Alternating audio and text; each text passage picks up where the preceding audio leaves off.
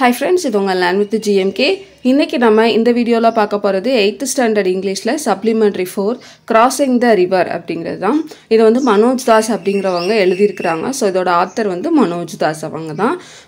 அதுக்கு முன்னாடி நம்ம சேனல்ல பாத்தீங்கன்னா 6th to 10th அதாவது 1 to 10th ரே சொல்லலாம். 1 SGT எக்ஸாம்க்கான 1 to 10th Tamil 1 to 10th English வந்துட்டு full and full அவேலபிளா இருக்கு.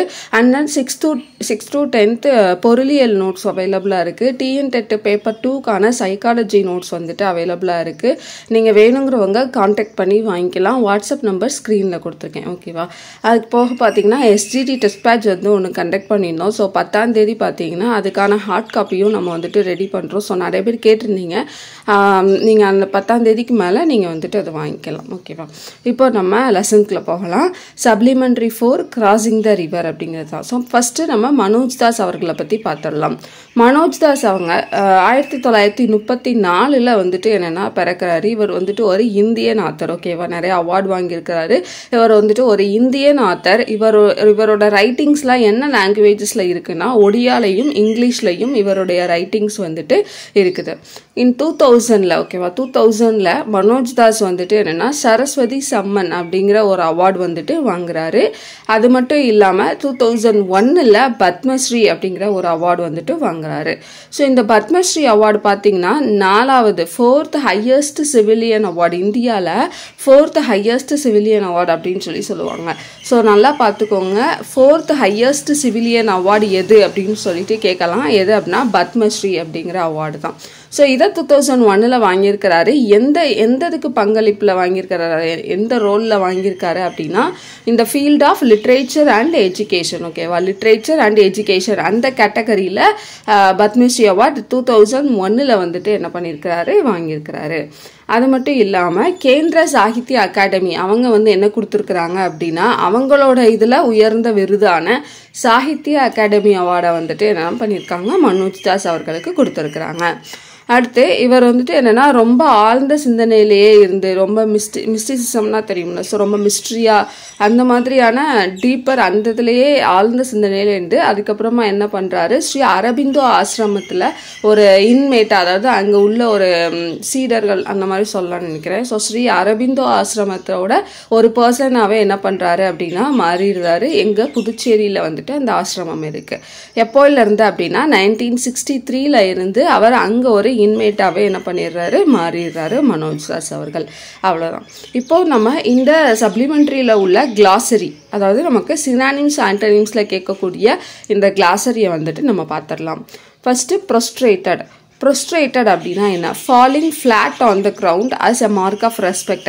அதாவது மரியாதைக்காக எல்லாரும் கால்லலாம் விழுவாங்களே, ஸோ காலில் விழும்போது என்ன பண்ணுவாங்க, நல்லா ஃப்ளாட்டாக வந்துட்டு அப்படியே கீழே கிரவுண்டில் வந்துட்டு விழுவாங்கல்ல, ஸோ அதுதான் prostrated அப்படின்னா அப்படியே ஒரு மரியாதைக்காக கிரவுண்டில் நல்லா ஃப்ளாட்டாக படுத்து விழுந்து கும்புறது, ஸோ விழுறது, அதுதான் என்னன்னா prostrated அப்படின்னு சொல்கிறாங்க.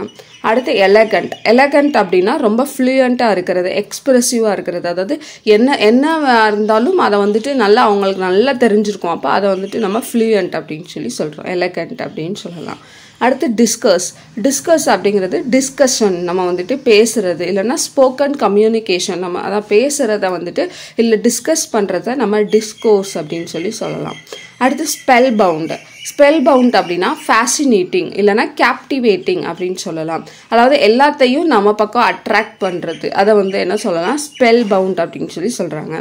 அடுத்ததா ரிசால்வ்டு அப்படின்னா ஃபர்ம்லி டெட்டர்மைன்டு டு டூ சம்திங், அதாவது ஏதோ ஒன்று நம்ம ஒரு வேலையை நம்ம முடிக்கிறோம், அப்போ அதை வந்துட்டு ரிசால்வ்டு அப்படின்னு சொல்கிறாங்க. ஓகேவா? அடுத்து ரிச்சுவல் அப்படின்னா ரிலிஜியஸ் ஆர் சால்ம் செரிமனி, அதாவது ரிச்சுவல் அப்படின்னா ஒரு ரிலிஜியஸ் அதாவது மத சம்பந்தப்பட்ட ஏதோ ஒரு சடங்கை வந்துட்டு ரிச்சுவல் அப்படின்னு சொல்லுவாங்க. எந்தூசியாஸ்டிக்கலி அப்படின்னா ஒரு இன்ட்ரெஸ்ட் இருக்கிறது, நம்மளுக்குள்ள ஒரு ஆர்வம் இருக்கிறத எந்தூசியாஸ்டிக்கலி அப்படின்னு சொல்லுவாங்க. இல்லை ஈகராக நம்ம வந்துட்டு நல்லா என்ஜாய் பண்ணிட்டு இருக்கோம் அப்படின்னாலும் அதை எந்தூசியாஸ்டிக்கலி அப்படின்னு சொல்லலாம். அடுத்து அப்பாலஜெட்டிக்கலி அப்படின்னா என்னன்னா மன்னிப்பு கேட்கறது. ஓகேவா? நம்ம வந்துட்டு நம்மளுடைய மன்னிப்பை வந்துட்டு அவங்க கிட்ட நம்மளோட வருத்தத்தை வந்துட்டு அவங்க கிட்ட தெரிவிக்கிறத நம்ம அப்பாலஜெட்டிக்கலி அப்படின்னு சொல்றோம். அடுத்ததா ஸ்பாட் அப்படின்னா ரஷ், ரன் அல்லது ஃப்ளட் அப்படின்னு சொல்லலாம். ஸோ ஸ்பாட் அப்படின்னா சலசலப்பாக இருக்கிறது. அப்போ நம்ம வந்துட்டு ஒரு கூட்டத்தில் ரஷ்ஷாக இருக்குது அப்படின்னா அந்த இடத்துல ஒரு மாதிரி சலசலப்பு இருக்கும்ல, ஸோ அதை சொல்லியிருக்காங்க. ரன் நம்ம ஓடுறது, ஃப்ளட்டு வெள்ளம், ஸோ இந்த மாதிரி ஒரு சலசலப்பாக ஒரே மாதிரி ரஷ்ஷாக இருக்கிறத நம்ம வந்துட்டு ஸ்பாட் அப்படின்னு சொல்லி சொல்கிறாங்க. அடுத்து ஜாக்குலர்லி. ஜாக்குலர்லி அப்படின்னா ஹியூமரஸ், அதாவது ஹியூமரஸ் ஃபன்னி, அதாவது நகைச்சுவை உணர்வோடு இருக்கிறது இல்லைன்னா ஃபன்னியாக இருக்கிறது. இதை வந்து என்ன சொல்கிறாங்க, ஜாக்குலர்லி அப்படின்றாங்க. அடுத்ததாக பியர்ஸ். பியர்ஸ் அப்படின்னா ஸ்பிரிச்சுவலாக இருக்கிறது, அதாவது ரொம்ப பக்தியோடு இருக்கிறது, பயபக்தியோடு இருக்கிறது. டிவோட்லி ரிலிஜியஸ், டெடிக்கேட்டட், ரொம்ப டெடிக்கேட்டடாக இருக்கிறது, அதான் ஸ்பிரிச்சுவலாக இருக்கிறது. இதை வந்துட்டு என்ன சொல்கிறாங்க, பியர்ஸ் அப்படின்னு சொல்கிறாங்க. அடுத்து கஃபா. கஃபா அப்படின்னா லவுட் அண்ட் ஹார்ட்டி லாஃப், அதாவது நம்ம அப்படியே உள்ளேருந்து நம்ம ஹார்ட்லேருந்து அப்படியே ரொம்ப சத்தமாக திடீர்னு குபீர்னு சிரிப்போம்ல, ஸோ அதை வந்துட்டு கஃபா அப்படின்னு சொல்லுவாங்க. அடுத்து நைவேட்டி. நைவேட்டி அப்படின்னா லேக் ஆஃப் எக்ஸ்பீரியன்ஸ், இன்னசென்ஸ், அதாவது அவங்கக்கிட்ட எக்ஸ்பீரியன்ஸே இல்லாமல் ரொம்ப இன்னசென்ட்டாக இருக்கிறத நைவேட்டி அப்படின்னு சொல்லுவாங்க. அடுத்து டான். டான் அப்படின்னா டே பிரேக். டே பிரேக் அல்லது இயர்லி மார்னிங் அப்படின்னு சொல்லலாம். விடிய கால பொழுது அந்த அப்படின்னு நம்ம வந்துட்டு சொல்லலாம், விடிய காலையில் அப்படின்னு சொல்லலாம். அடுத்ததா என்ட்ரிக்யூட். என்ட்ரிக்யூட் அப்படின்னா அரவுஸ் த கியூரியாசிட்டி ஆஃப், ஃபேசினேட், அட்ராக்ட், அதாவது நம்மக்கிட்ட ஒரு கியூரியாசிட்டியை வந்துட்டு கிரியேட் பண்ணுறது, ஒரு ஆர்வத்தை வந்துட்டு தூண்டுறது, இல்லைன்னா நம்மளை வந்துட்டு அட்ராக்ட் பண்ணுறது, இந்த மாதிரி இதை என்ட்ரிக்யூட் அப்படின்னு சொல்லி சொல்கிறாங்க. அடுத்து ஒபீசன்ஸ். ஒபீசன்ஸ் அப்படின்னா ரெஸ்பெக்ட், அதாவது மரியாதை. ரெவரன்ஸ் அப்படின்னாலும் பயபக்தின்னு சொல்லலாம், ஹானர்னாலும் மரியாதைன்னு சொல்லலாம். அப்போ ஒபீசன்ஸ் அப்படின்னால என்னென்னா ரொம்ப மரியாதையாக இருக்கிறது ஒருத்தங்க மேலே, ஸோ அதை ஒபீசன்ஸ் அப்படின்னு சொல்லுவோம்.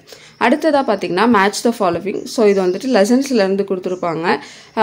ரிச்சுவல் அப்படின்னா அதுக்கு மேட்ச் பார்த்திங்கன்னா வவ், ஓகேவா. ரிச்சுவலுக்கு வவ், பண்டிட்க்கு எலகண்ட் டிஸ்கோர்ஸ், மோட்டிக்கு ஃபெய்த்ஃபுல், ஃபெரினா பேசஞ்சர் போட்டு, ஆடியன்ஸ் ஸ்பெல் பவுண்ட், சீக்ரெட் அப்படிங்கிறதுக்கு to cross the river easily அப்படிங்கிறது வரும். ஸோ இது வந்துட்டு புக் பேக்கில் உள்ள மேட்ச் த ஃபாலோவிங், ஓகேவா, பார்த்துக்கோங்க.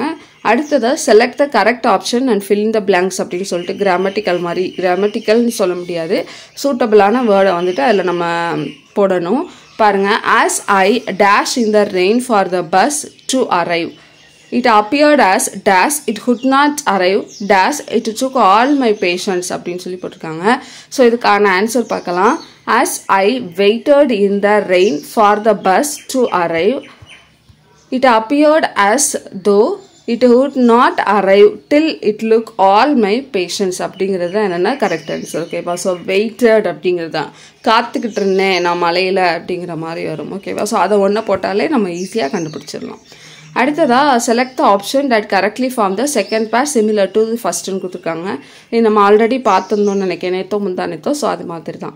பிரெட் தயாரிக்கணும்னா ஈஸ்ட் வேணும், ஓகேவா. அப்போ கர்டு, தயிர் தயாரிக்கிறதுக்குன்னா நம்மளுக்கு என்ன வேணும், பாக்டீரியா வந்துட்டு வேணும், அந்த லாக்டோபாசிலஸ் பாக்டீரியான்னு சொல்லுவாங்கன்னு நினைக்கிறேன். ஸோ பாக்டீரியா வந்துட்டு வேணும். அடுத்ததாக ஃபங்கைக்கான ப்ளூரல் வந்துட்டு ஃபங்கஸ், ஓகேவா. அப்போ ஸ்பீசிஸ்க்கு என்ன அப்படின்னா ஸ்பீசிஸ்க்கு ஸ்பீசிஸ் தான் வரும், ஓகேவா. ஸ்பீசிஸ்க்கு ஸ்பீசிஸ் தான். அடுத்ததாக த்ரோ அப்படிங்கிறத பார்த்தீங்கன்னா பின்னாடி இருந்து அப்படியே அந்த லெட்டரை போட்டிருக்காங்க. அப்போ WORTH வர்த் அப்படின்னு வரும். அது மாதிரி டைட்டில் நம்ம பின்னாடி இருந்து போட்டோம்னா EDIT எடிட் அப்படிங்கிறது தான் கரெக்ட் ஆன்சர். அடுத்து லைன் வந்து எங்கே இருக்கும், ஃபாரஸ்ட், காடுகளில் இருக்கும். இப்போ ஆட்டர் வந்துட்டு எங்கே இருக்கும், வாட்டரில் இருக்கும். ஆட்டர்னா என்ன, நீர்நாய், ஓகேவா. நீர்நாய் அப்படிங்கிறது நமக்கு வாட்டரில் தான் இருக்கும், ஸோ தண்ணியில் தான் இருக்கும். அப்போ இதுக்கான ஆன்சர் பார்த்திங்கன்னா வாட்டர், ஓகேவா. அவ்வளோதான். ஸோ இதோட என்னென்னா நம்மளுக்கு சப்ளிமெண்ட்ரி 4 வந்துட்டு கம்ப்ளீட் ஆகுது. அடுத்த வீடியோவில் நம்ம சப்ளிமெண்ட்ரி 5 வந்துட்டு பார்க்கலாம், ஓகேவா. என்னால் முடிஞ்ச அளவுக்கு எனக்கு எப்போல்லாம் டைம் கிடைக்குதோ அப்போல்லாம் முடிஞ்ச அளவுக்கு வீடியோ போஸ்ட் பண்ணுறேன். ஸோ அடுத்தடுத்த வீடியோ உங்களுக்கு வரணும், ஸ்க்ரீனில் உங்களுக்கு நோட்டிஃபிகேஷனாக வரணும்னா மறக்காமல் நீங்கள் பெல் ஐக்கானை வந்துட்டு கிளிக் பண்ணிக்கோங்க. ஸோ சப்ஸ்கிரைப் பண்ணிவிட்டு பெல் ஐக்கான் கிளிக் பண்ணிட்டீங்கன்னா உங்களுக்கு நோட்டிஃபிகேஷன் வந்துடும். ஸோ நான் எப்போ போட்டாலும் உங்களுக்கு வீடியோ வந்துட்டு ஷோ ஆயிடும். ஸோ நீங்கள் மறக்காமல் பார்த்துக்கலாம். தேங்க்யூ.